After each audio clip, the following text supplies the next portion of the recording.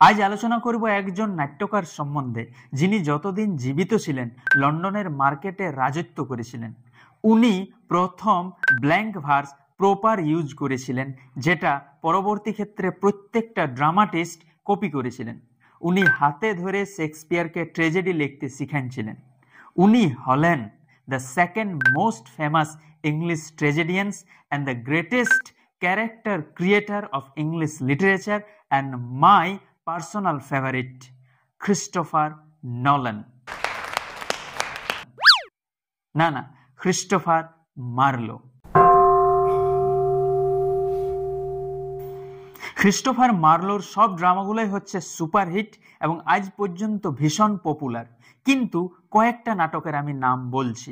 উনার প্রথম যেটা শ্রেষ্ঠ কীর্তি সেটা হচ্ছে টেম্বারলিন দ্য গ্রেট, যেখানে উনি পোর্ট্রেট করেছেন একজন হিস্টোরিক্যাল ফিগার যাকে আমরা তৈমুর লং বলি। ওইখানে উনি যে ক্যারেক্টারটা ক্রিয়েট করেছেন সেটা হচ্ছে ভয়ঙ্কর বোল্ড এবং রিয়েলিস্টিক। পরবর্তী ক্ষেত্রে উনি লিখছেন ডক্টর ফস্টাস, যেখানে উনি অ্যাথেইজমের থিম দেখাচ্ছেন।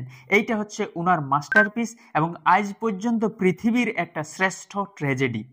উনার পরবর্তী একটা ওয়ার্ক হচ্ছে এডওয়ার্ড দি সেকেন্ড, যেটার প্লট লাইন আজ পর্যন্ত মানুষকে ইমপ্রেস করে দেয়, যেখানে আমরা দেখতে পাবো হোমোসেক্সুয়ালিটির থিম।